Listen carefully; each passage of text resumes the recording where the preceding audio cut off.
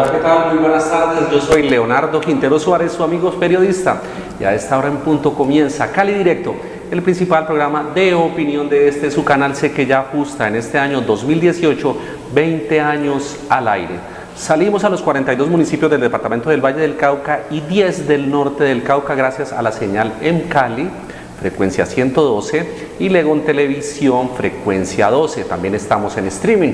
Ustedes nos pueden mirar también a través de su celular, bien sea Android, iPhone, a través de su tablet y a través de su computador. Canalccali.com. Se lo repito, canalccali.com. Ahí estamos para todo el mundo.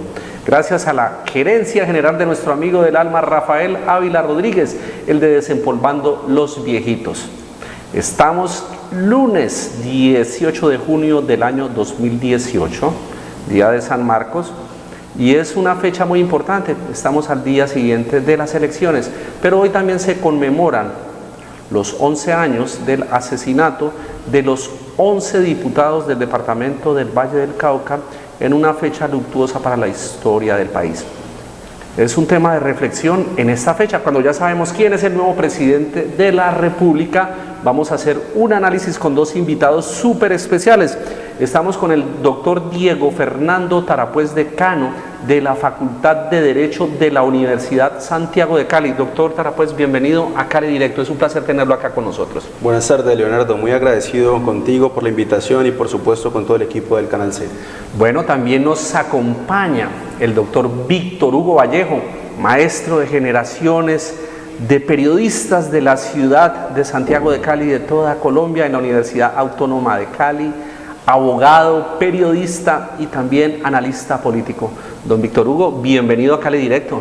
Muy buenas tardes, Leonardo. Buenas tardes al doctor Diego Fernando Tarapuez. Y aquí listos para que miremos un poco lo que sucedió ayer en Colombia, cuando ya contamos con un nuevo presidente para el periodo 2018-2022.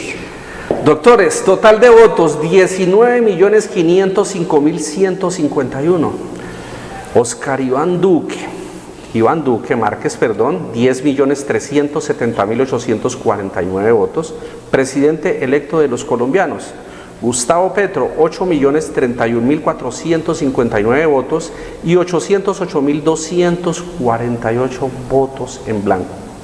Doctor Tarapuez, en este nuevo panorama político que nos han dado las urnas del día anterior con presidente electo, ¿cuáles son los retos para el país en general, pero para ese nuevo presidente que ya empieza a ajustar su equipo de empalme?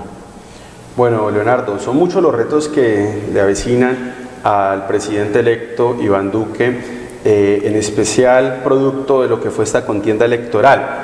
Recordemos que fue una contienda que generó mucha polarización. Lastimosamente, como en anteriores campañas, se acude a veces a publicidad errada, se hacen acusaciones falsas, se sobrevaloran algunas posturas y eso generó cierta fragmentación. En la segunda vuelta incluso pensaba que se iba a acentuar un poco la polarización, pero por suerte el discurso de ambos candidatos en ese momento fue un poco más moderado. En ese sentido no se vio tan acentuada en la segunda vuelta la polarización, pero recordemos que en la primera estuvo bastante marcada, no solamente por el tono de los candidatos que en el marco del respeto obviamente plantearon sus diferencias. Sin embargo, quedó muy claro que en Colombia existía, como ha existido en los últimos años y como se ha visto en otros países de la región, una división muy clara entre una posición y la otra posición.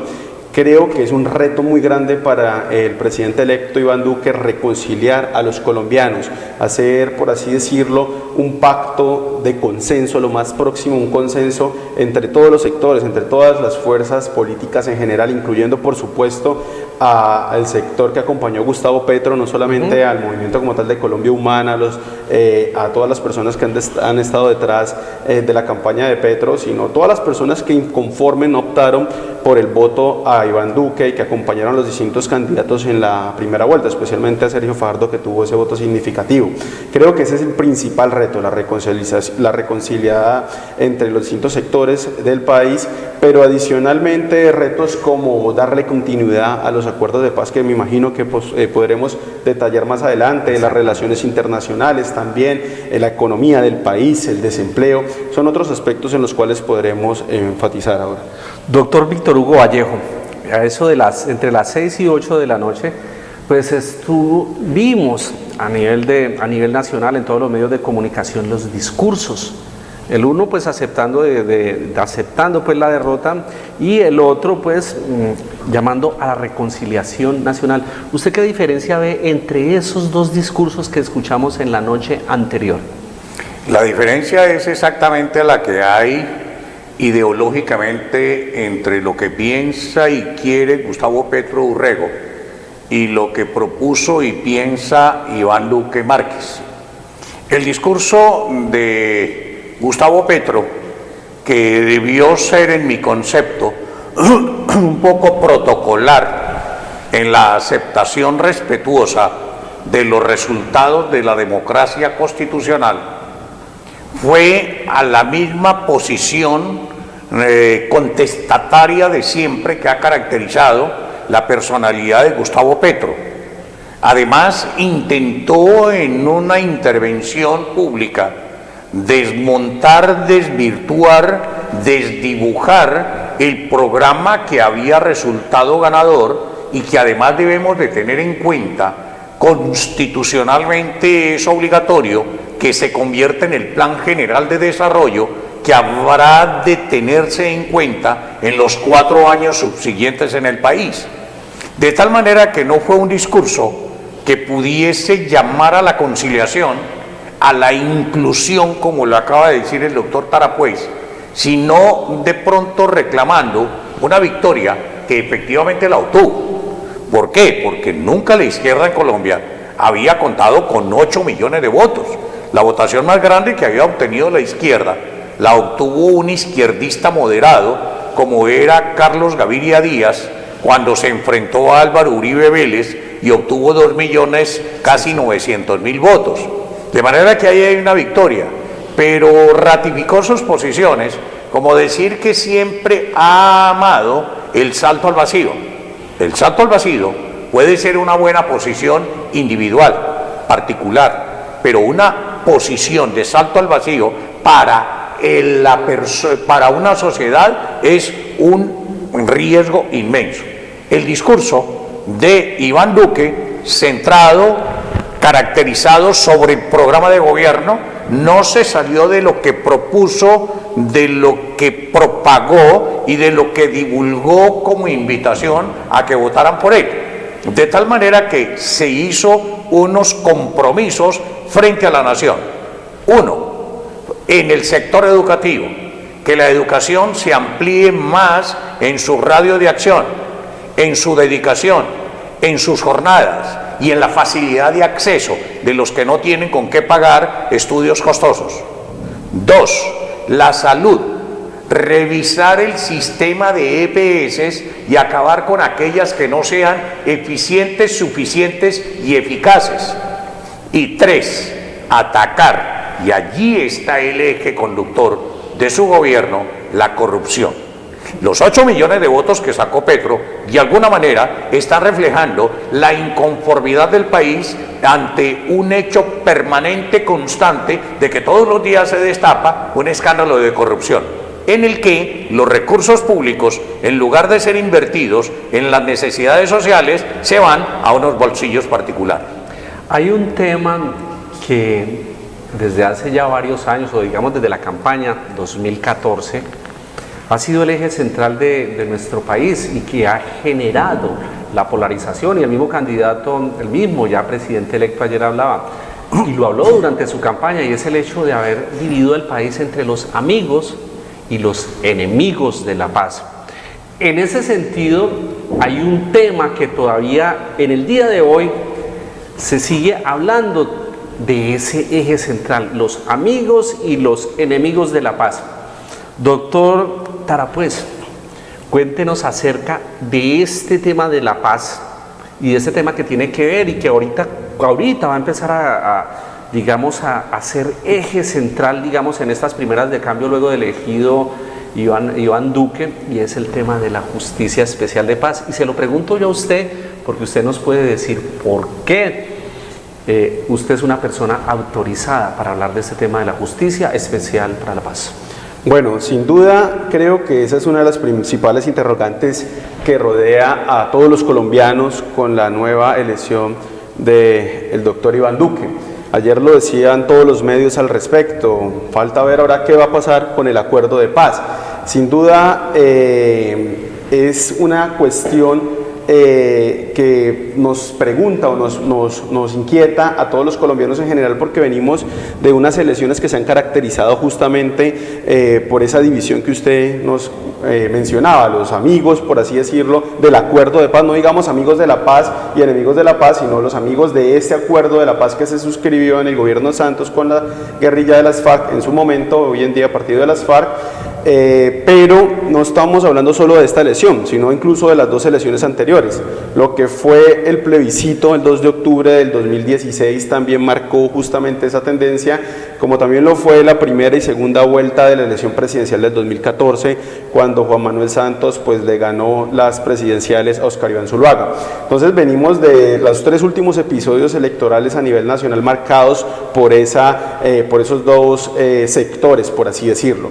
Sin embargo, creo que hay que desmitificar un poco esa postura o ese ideario que existe a veces en el sentido común de las personas que creían o creen que llegara Iván Duque y por eso el uribismo nuevamente al poder generaría desdibujar lo alcanzado hasta ahora en los acuerdos de paz. De hecho, una columna que publicó justamente hoy y estará pues toda esta semana ahí disponible en Razón Pública, justamente hacemos ese análisis de qué va a pasar con los acuerdos de paz, qué va a pasar con ese acuerdo de La Habana, y se da claridad tanto políticamente como jurídicamente de lo que podría suceder. Lo primero que debemos resaltar es que en anteriores gobiernos mandatarios electos han estado en desacuerdo con los procesos de paz adelantados por sus predecesores, pero lo han respetado o han tenido ciertas diferencias.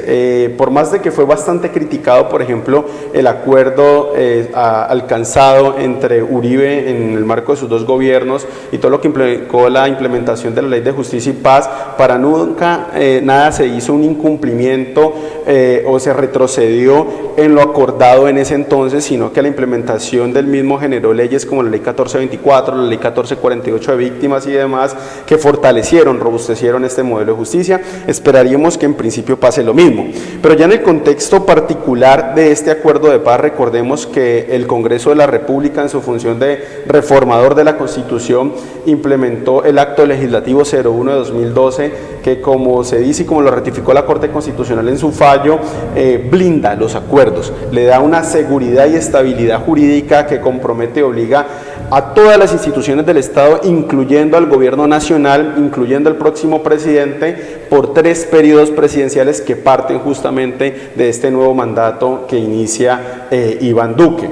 Además de eso, ya hay muchas cuestiones que se han regulado. Hay que resaltar que lo ya puesto en marcha se puede llegar a modificar, pero muy sutilmente. No considero que se puedan hacer modificaciones de fondo a lo que en el acuerdo se negoció, se acordó y jurídicamente ya está implementado. El problema está más bien, como lo resaltaba en esa columna, en la desidia o falta de interés que pueda llegar a presentar el gobierno nacional, y no solamente el gobierno, sino que eso va de la mano obviamente con el Congreso, en la implementación de otros aspectos que se quedaron por fuera. Ya de por sí lo tenía muy complejo el gobierno Santos. Una vez le finalizó el periodo del fast track, se adelantaron las iniciativas más urgentes, por así decirlo, casi todas ellas enfocadas a solo 2 puntos de los 6 puntos de lo negociado en La Habana, que fue participación en política, entre otras cosas, creando el Estatuto de la Oposición, el cual hoy en día le da esa curul de senador a Petro y a la y a la doctora Robledo dándole la curul en la Cámara de Representantes. Pero además de lo del Estatuto de la Oposición y temas de participación en política, se reguló todo lo del Acto Legislativo 01 de 2017 que creó el Sistema Integral de Verdad, Justicia, Reparación y No Repetición, y se vino toda esta normatividad que ha venido implementando la Jurisdicción Especial para la Paz, la Comisión para el Esclarecimiento de la Verdad, la Unidad de Búsqueda de Personas Desaparecidas. Creo que frente a eso es muy poco o nulo lo que puede llegar a ser el nuevo presidente frente a la modificación, más aún porque muchas de estas cosas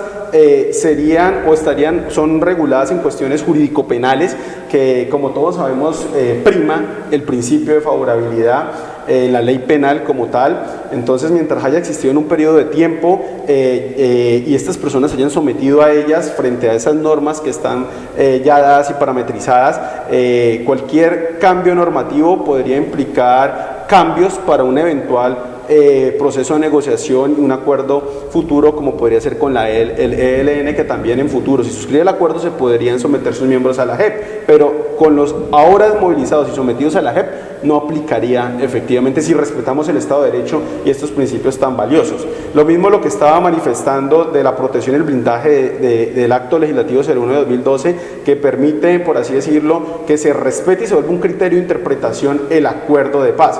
Y por último, ya un factor no tan jurídico, sino más bien político, está dado en que el uribismo ganó la segunda vuelta, porque la primera había alcanzado un 39%, algo más de un 39%, pero es solo porque se le suman otros partidos, otros líderes, otros políticos con otras curules, incluso a veces sin acuerdos interpartidistas, sin acuerdos programáticos. Por eso es que esta vez el uribismo sí gana la segunda vuelta, porque ya conocido en la historia reciente, en el 2014, que el uribismo solo no ganaba la segunda vuelta.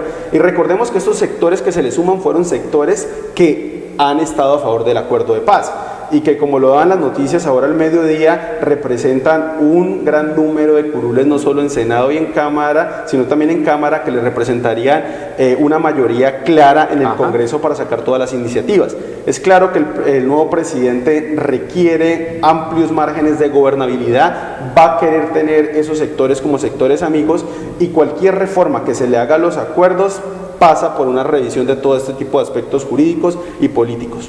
Doctor Víctor Hugo Vallejo, el presidente electo en campaña siempre dijo: ni trizas ni risas, ni risas ni trizas frente al acuerdo.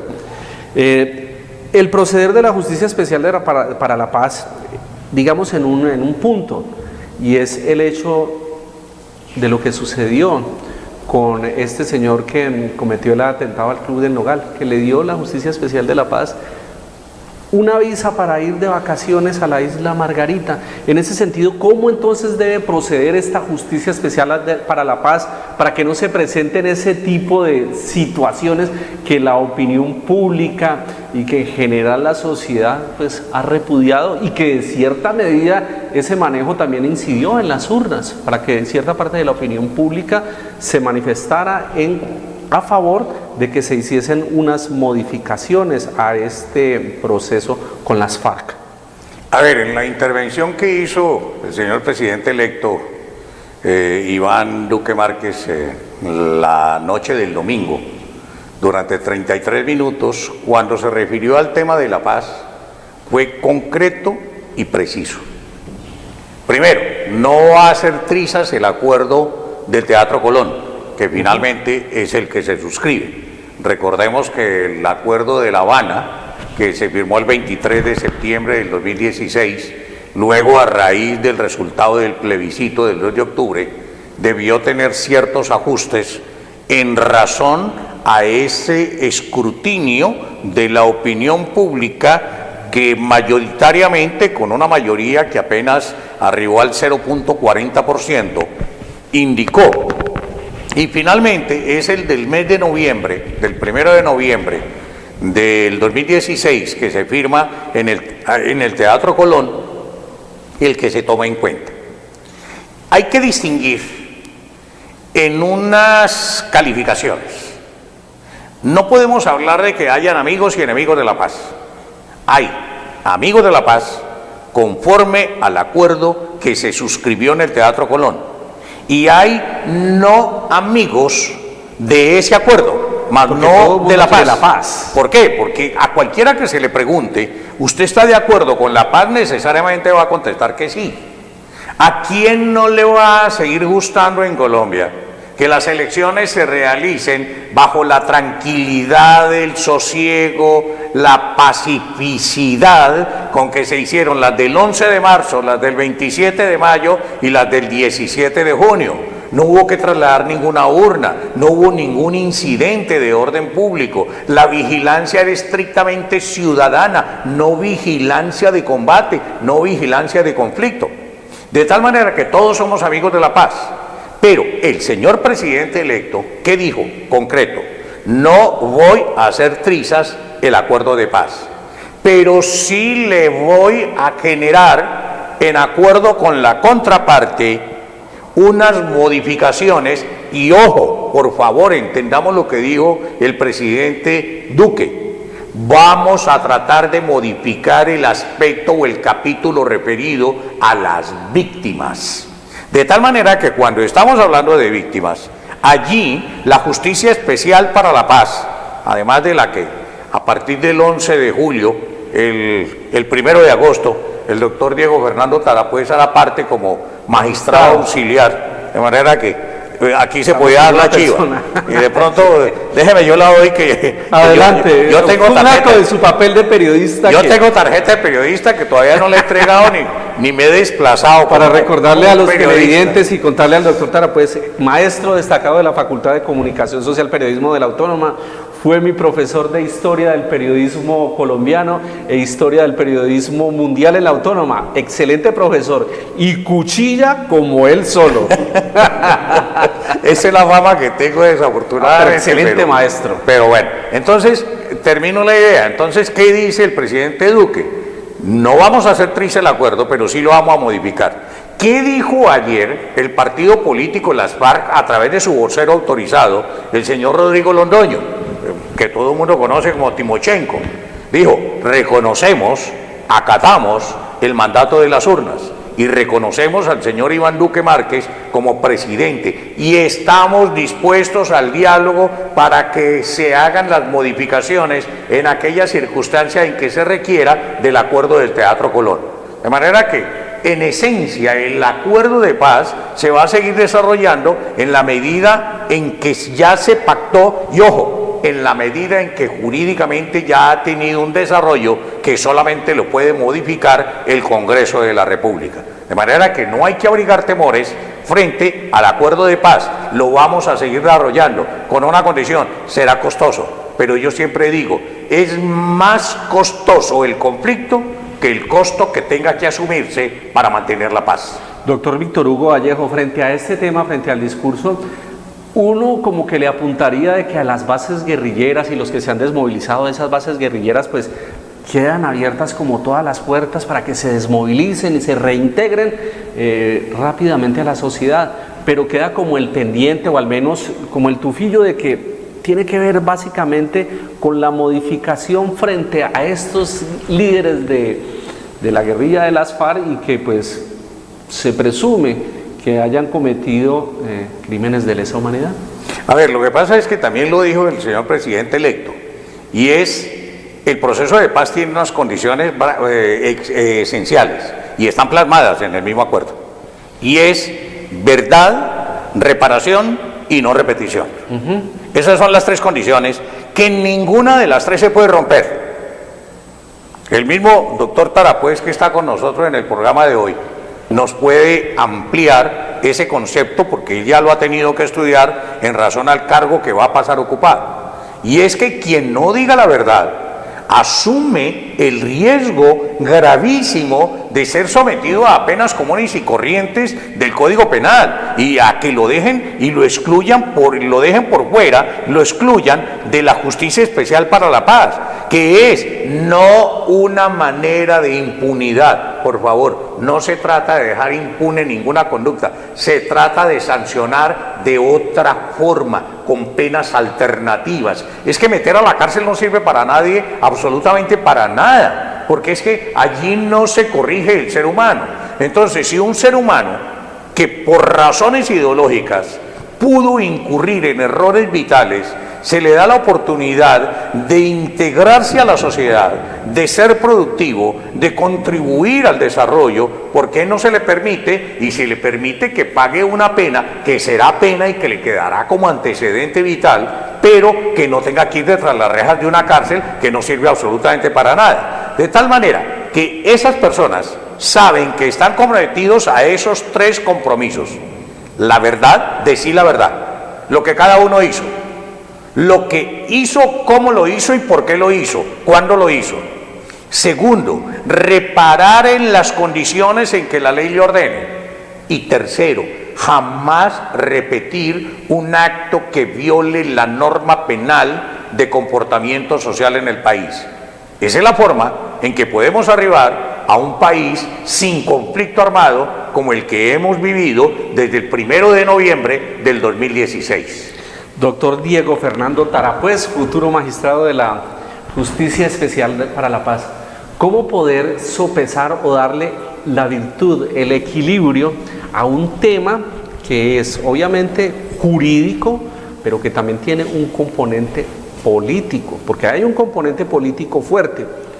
Caso Santrich, que en este momento está, digamos, entre la espada y la pared frente a lo que aparentemente hizo, ya estando, digamos, firmado el acuerdo de haber intentado introducir 10 toneladas de cocaína a los Estados Unidos.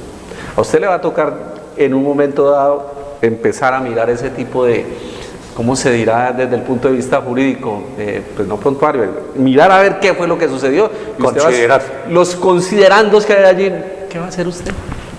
Bueno, justamente, Leonardo, por esa última percepción que das, el último apunte, no estimo conveniente entrar en detalles frente a la postura concreta de ese caso en particular, la percepción que tengo, sino más bien respondo con una reflexión como ciudadano en general y más con los conocimientos que uno de pronto técnicamente puede llegar a adquirir sobre el tema, que nos permite indagar, no en ese caso en concreto, que es un caso que obviamente reviste una relevancia política significativa y mediática, porque más allá de eso, pues es un caso que se debe resolver en derecho, en estricto derecho, y también bajo otros intereses ya nacionales, por así decirlo. Entonces, sea esa persona, sea otra persona, el nombre, yo creo que la reflexión más como ciudadano y a la vez como abogado experto en estos temas, que ya llevo más de 7 años trabajando los temas de justicia transicional en Colombia y en el mundo en general, debemos preguntarnos primero, ¿el Estado de Derecho se debe cumplir permanentemente o en casos excepcionales y partiendo de las personas se tiene que hacer excepción? Un poco recurriendo a lo que algunas posturas académicas asocian con lo que se llama derecho penal de enemigo, que es más o menos asociado en las bases teóricas políticas de Carl Schmitt, amigo-enemigo, y aquel que es enemigo renuncia a su humanidad, renuncia a sus derechos humanos. Es una posición política con efectos jurídicos también muy cuestionada, que no comparto para nada, y creo que por el contrario, una persona, así sea la persona más mala, nunca se le puede, por así decirlo, usar el Estado, los derechos en general, para renunciarle o perseguírsele de una forma desigual al resto de los conciudadanos. En otras palabras, el Estado no puede igualar, por así decirlo, a los delincuentes obrando de formas no apropiadas, solo porque estas personas ya han cometido este tipo de errores o decisiones en su vida.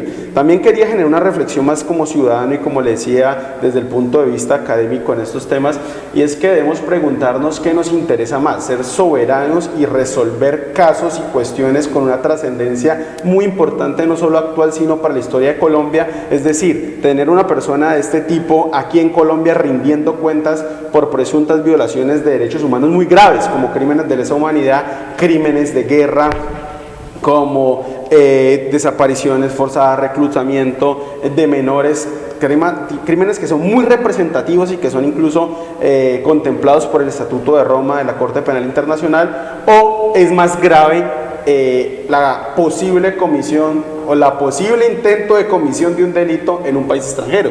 Creo que se trata también de sopesar bienes jurídicos, de sopesar la relevancia e importancia nacional de esos temas, porque creo que de fondo no está el tema jurídico, sino que este es un tema de sentimientos, de emociones, un tema político que, como usted lo decía en ese caso particular de esa persona, adquiere una dimensión política, y yo le sumaría mediática muy grande, y por eso es que surgen como estas inquietudes o a veces necesidades algunos de que se tome una u otra decisión, y creer que un tribunal como el que ahorita es competente en ese caso toma una decisión, está, por así decirlo, logrando bajo cierta tendencia ideológica. Para nada. Sumo ambos comentarios y argumentos para cerrar en eso, para cerrar que ante todo vivimos en un Estado de Derecho que se nos deben respetar las reglas absolutamente todos, por más de que sea una persona muy buena o que sea una persona muy mala, porque todos tenemos la misma calidad y cantidad de derechos. Y en segundo lugar, tenemos que tener una reflexión objetiva al respecto, que debe ser nuestro único filtro. Mirarnos desde nuestra posición individual, qué queremos, qué deseamos, qué tan represivo sea un sistema penal extranjero o qué tan represivo sea un sistema penal nacional, más aún si es de un modelo transicional, sino que lo que verdaderamente nos interesa es para qué fue dado y pensado ese modelo. Y en ese modelo lo que queremos es esclarecer las más graves violaciones de derechos humanos. Nos interesa restaurar al máximo posible los derechos de las víctimas. Ya el doctor Víctor Vallejo manifestaba que la justicia transicional no es impunidad, para nada es impunidad, ¿cierto? Más aún, todos estos otros componentes, estándares, derechos de las víctimas, como la verdad, la justicia, la reparación, la no repetición, están enfocados justamente a eso, a establecer un modelo de justicia con otro enfoque. La justicia tradicional ordinaria que conocemos y con la que pensamos y tenemos el chip aquí el ciudadano del común, es una justicia retributiva. Entonces hay justicia en la medida en que se haga algo justo, por así decirlo, con el delincuente, con el sujeto activo. Es decir, el Estado y la sociedad es justo si alguien que hizo algo malo se le paga con algo malo.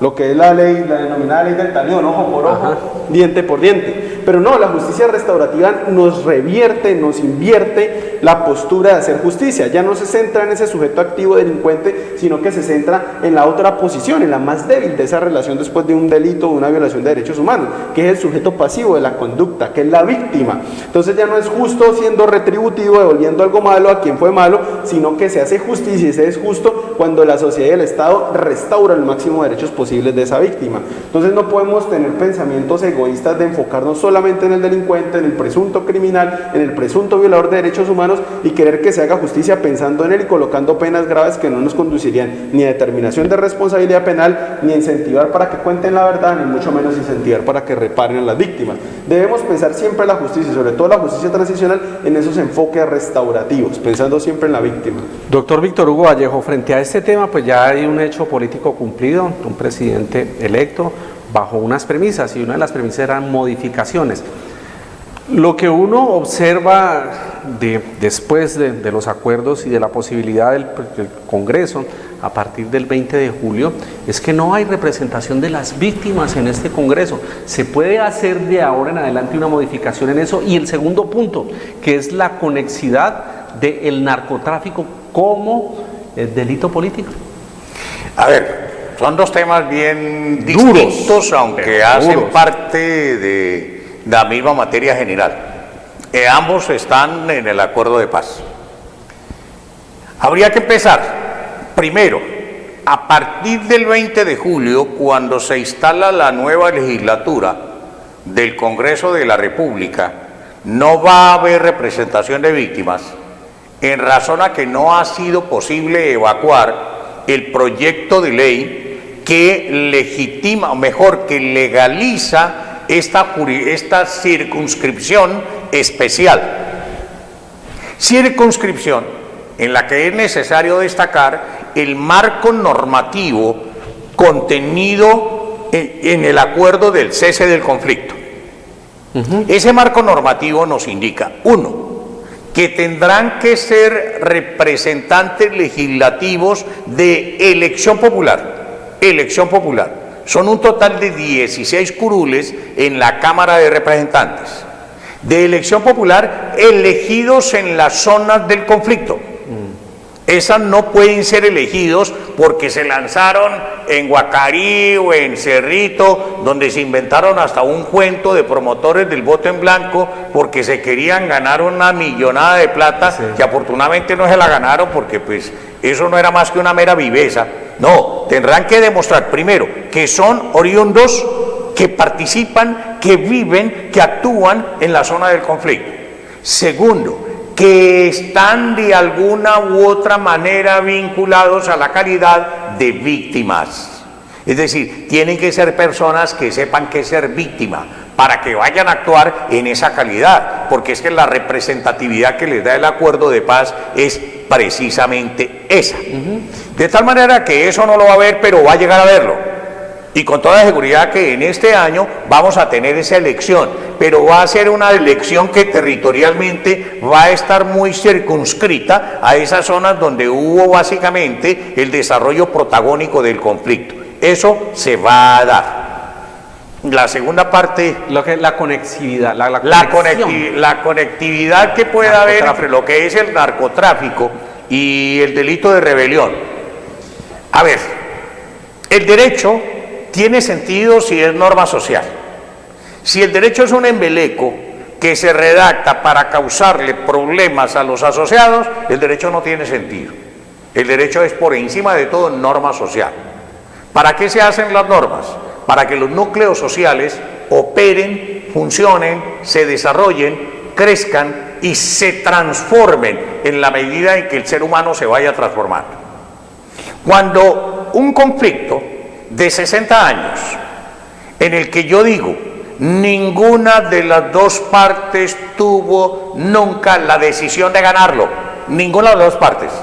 Y cuando hablo de las dos partes estoy hablando de los guerrilleros y estoy hablando del Estado y las Fuerzas Armadas. No hubo voluntad de definir el conflicto. Eso era como un negocio para ambas partes. Ese no es el debate en este momento y daría para un debate sumamente amplio. ¿Qué había que buscar? ¿Quiénes estaban poniendo los muertos? Las Fuerzas Armadas, algo. Los guerrilleros, algo. Era la población civil la que estaba poniendo los muertos, la que estaba poniendo las víctimas, la que estaba dejando huérfanos, la que estaba dejando viudas. Esa población civil es la mayoritaria y esa población civil es la que nosotros denominamos sociedad. Y entonces, si esas dos fuerzas se tienen que poner de acuerdo y tengan que hacer borrones y cuenta nueva, ¿por qué no hacerla? En el derecho cabe. ¿Y qué es el acuerdo de paz? Un acuerdo político, no jurídico. Que tenga que tener desarrollo jurídico, sí, pero desde la política es que se hace el derecho. Es que cuando uno, y se lo enseño a mis estudiantes en la facultad, cuando yo les digo, por favor, dígame qué clase de norma es la Constitución, y todos empiezan unas elucubraciones grandotas, hasta que yo cojo una Constitución y se la muestro, por favor, leen qué dice aquí. Entonces dice Constitución Política de Colombia. Ahora dígame qué clase de norma. Ah, política, doctor. Claro, la política está por encima del derecho. Es que es la política la que hace el derecho. Y entonces por eso cuando cambian los regímenes políticos, se pueden cambiar los regímenes jurídicos. De manera que lo que se está haciendo con un acuerdo de paz es un borrón y cuenta nueva. Y ahí tiene que caber todo, incluido el narcotráfico. De acuerdo al contexto propio, a nuestra propia realidad y a nuestra propia historia.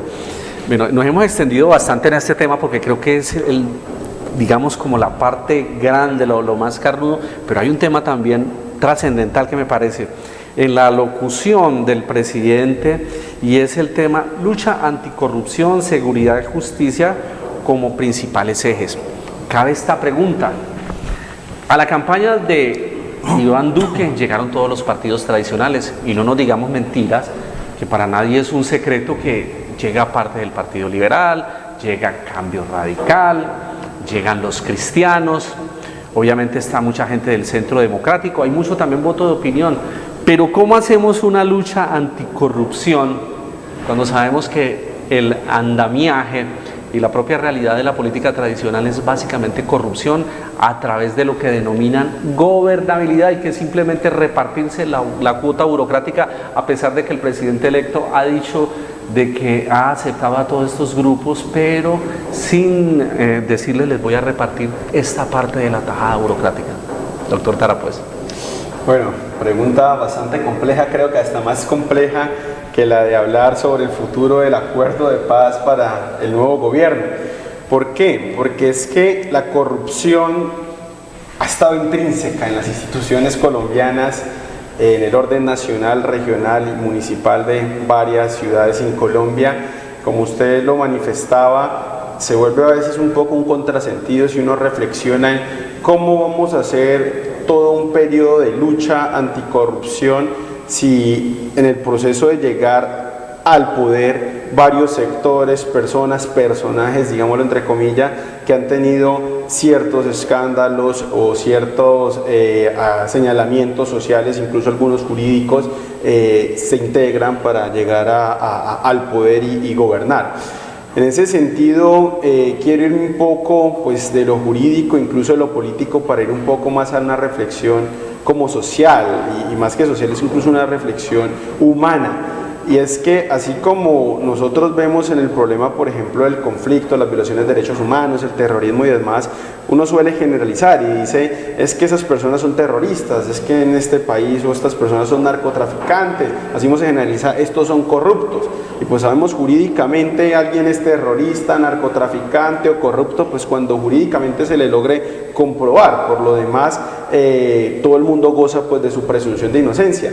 Eso no es una respuesta suficiente, satisfactoria, pero con esa respuesta, seamos sinceros, es que se responde en la vida institucional. Entonces se dice, sí, recibo este apoyo y se le hace un señalamiento, un cuestionamiento y dice, pero es que él no ha sido condenado. Pero con eso nos limpiamos, por así decirlo, las manos con el argumento jurídico, pero no se resuelve el problema de fondo. Creo que ahí toca un poco que Colombia pase una sensibilización social y humana, cultural, de la misma forma que ha pasado con el conflicto. El conflicto se resuelve principalmente con la necesidad, con el interés de que las personas se desarmen. Así como se desarmó el conflicto, más de que queda el reto jurídico, necesitamos que nos desarmemos frente a la corrupción, que culturalmente se renuncien a esas prácticas, porque jurídicamente nunca lograremos acabar con la corrupción. Cualquier lucha jurídica o institucional con la corrupción creo que la perderemos. Llevamos unos ya 3 años o 4 años donde el tema de moda en Colombia no se suscribe el acuerdo de paz, es la corrupción. El fiscal general hablando de la lucha contra la corrupción, el procurador general en la lucha contra la corrupción, la campaña se centra en la lucha contra la corrupción, se va a hacer una consulta ahora en agosto anticorrupción, y todo se centra en la corrupción, y podemos apostar que si solamente nos quedamos en eso, en acudir a argumentos políticos y jurídicos anticorrupción, la corrupción va a disminuir, pero va a quedar. Es lo mismo que pasó con el conflicto no lo acabamos jurídicamente, se vienen las tensiones jurídicas, pero hubo una voluntad humana y social de desmovilizar, desarmar a Colombia, que desescalar el conflicto, y eso se necesita disposición de las personas, independientemente de que esas personas hasta ahora sí o no se les haya resuelto la situación jurídica y se haya comprobado una sentencia judicial, si fue criminal de guerra, si fue criminal de lesa humanidad. Lo que es una realidad es que socialmente, humanamente y culturalmente le hemos disminuido la violencia. De la misma forma, humanamente, socialmente y culturalmente debemos desescalar en la corrupción, independientemente, como les digo, de esas luchas jurídicas, institucionales, políticas anticorrupción. Mientras no exista el cambio de mentalidad social, y eso es mentalidad en todos los sentidos, no solamente en los que nos gobiernan, porque acá en el sentido de relacionarnos con otras personas, es una práctica común. Estoy trabajando con este concejal porque me dio tal contrato de prestación de servicios, estoy tal, y eso se ve. Con este diputado, con este representante, con este alcalde. Exacto, ¿cuántas personas? No es una legitimidad, digamos, de tránsito en la política, sino que simplemente se ha convertido en el gran negocio, pero un negocio de la corrupción, porque hay que darle una participación, digamos, al directorio municipal. Exactamente, es eso. Entonces, a ese es el llamado un poco, más que verlo en términos institucionales, políticos o jurídicos, lo veo como ciudadano, lo veo como algo social, lo veo como algo cultural. Creo que ningún problema se logra resolver a la fuerza, con discursos, con decretos, con firmas, sino que se requiere un cambio de mentalidad, un cambio de cultura, y creo que Colombia lo ha venido haciendo con lo del conflicto. Valores éticos fundamentales en el desarrollo de una sociedad. Bueno, ya vino nuestro director de estudio, esta hora se pasó volando, no me di cuenta a qué horas. Últimas palabras, doctor Víctor Hugo Vallejo, de cara a la posesión del nuevo presidente el 7 de agosto de este año. Si Iván Duque Márquez logra en estos 4 años de presidente acabar con la política como negocio y llevarla a lo que el maestro Aristóteles planteaba como el arte de servir a lo social, podemos decir que habrá triunfado. Si no lo logra, sin duda alguna, vendrán tiempos un poquito oscuros para Colombia. Doctor Tarapuez, últimas palabras a nuestros televidentes de Canal C, programa Cali Directo. Bueno, en estas últimas palabras quiero generar un llamado de conciencia a que ya las elecciones pasaron, ya tenemos un presidente electo, tenemos un Congreso que se va a posesionar y que el propósito como colombianos es sacar adelante este país, sin importar las diferencias ideológicas, sin importar que haya o no haya ganado el candidato de cada uno de su preferencia. Lo que tenemos que trabajar y apostarle es por Colombia, sacar adelante a Colombia. Y eso es como en un hogar, como en una familia. Puede que no nos guste algunas cosas, pero ese amor a eso que nos une es lo que debe motivar cualquier tipo de decisión y acción que emprendamos. Bueno, muchísimas gracias a los dos por estar aquí. Se quedaron muchas cosas en el tintero, pero ha sido un excelente programa de cara pues a la culminación de este proceso electoral tan polarizado. Bueno, hasta aquí Cali Directo. Soy su amigo periodista Leonardo Quintero Suárez y el próximo miércoles más aquí en Cali Directo. Muy buenas tardes.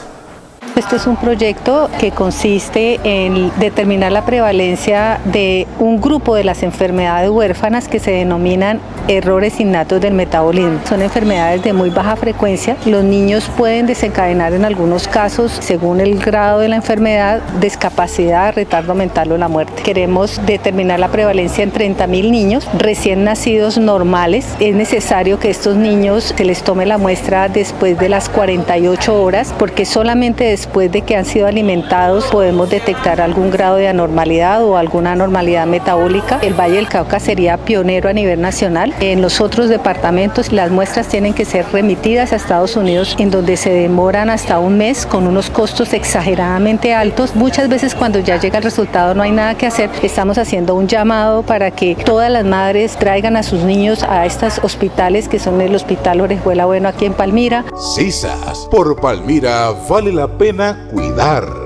Atención, condominios, copropietarios y juntas de administración. El Hipercentro del Mármol Guerrero y Guerrero le invita a realizar la mejor inversión en mantenimiento de edificios y fachadas, con todas las normas de calidad y seguridad industrial. 25 años de experiencia, materiales de calidad, además del suministro e instalación de pisos en mármol. Hipercentro del Mármol Guerrero y Guerrero, los más finos acabados en obra blanca. Avenida Paso Ancho 7560, teléfono 331-1821. Llame ya. El señor alcalde municipal preocupado por los altos índices de deserción que se presentó en el año 2017 y el leve incremento de la cobertura escolar para este 2018, hizo el cuadro comparativo entre las 27 instituciones educativas. Este análisis con ellos importantes, hay varias variables, se han ido de la ciudad, se han ido para el sector privado. Hay unas instituciones que están ofreciendo ciclos, 1 año en 6 meses. Estamos haciendo una búsqueda activa con el equipo de trabajo y se está yendo casa a casa en los sectores que tenemos dificultades de baja matrícula en las instituciones educativas. Por fortuna la tarea se hizo para este periodo escolar con un leve promedio de incremento en la matrícula en las instituciones educativas. No podemos permitir que los muchachos sigan sin estudiar y eso es lo que tenemos que prevenir. CISAS, por Palmira vale la pena educar.